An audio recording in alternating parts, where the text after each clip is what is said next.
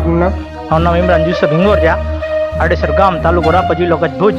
અમારા વિસ્તારમાં અતિશય ભારે વરસાદ હોય છે, એના કારણે આનું પાણીનો નિકાલ એમ નથી થતું કે આજુબાજુના વિસ્તારમાં પાણી નીકળતું હતું તે બંધ કરી નાખ્યું છે.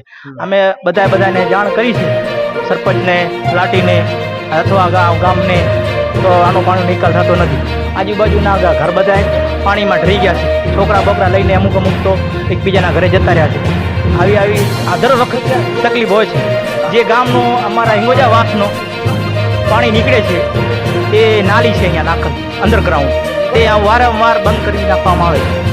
અમે દર સાલ કોઈ પાવડા અથવા ત્રિકમ લઈને આ વાસના છોકરાઓ બધા અમે તોડવા જઈએ છીએ. દર વખતે અમારે નાનો મોટો ઝઘડો કરીને પાણી નિકાલ કરવો પડે છે અને અમે જાણ કરીએ છીએ વારે ઘડી, તોય પણ અમારે ક્યારેક તો ગારા બોલી થઈ જાય છે. ગારું ખાઈને અમે આ પાણીનો નિકાલ કરીએ, કેમ કે અમારા આજુબાજુના વિસ્તારમાં નાના મોટા છોકરા ક્યાં છે, એવા બીજા ઘરમાં જવું તો ખરું ને અમારે. તો અમે સરપંચને પણ જાણ કરી નિકાલ કરાવી છે હાલની તારીખમાં, તો પણ આગળ આ લાઈન પાણી ચોખ્ખી થઈ જાય એવી વિનંતી કરીએ છીએ.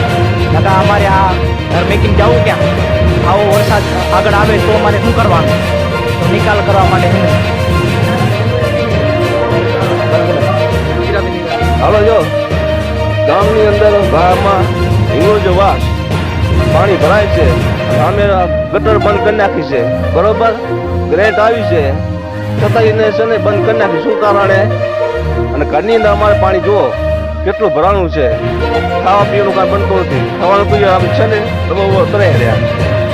હવે મારે શું કહેવાનું આવે તમે સમજો. એને મળી ગઈ બરોબર, તો છતાં એને કાંઈ કરી નહોતી.